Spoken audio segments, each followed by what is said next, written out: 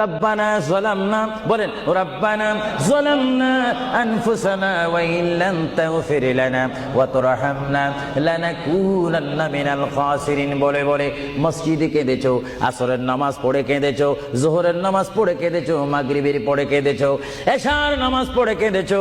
এ বান্দা, নামাজের মুসল্লা যখন বসে যাও, আমি আল্লাহকে তোমরা বারবার বল, আল্লাহ গো আমার গুনাহ মাফ করে দাও। তারপরও আমি তোমাদের এই গুনাহ মাফ করে নেই।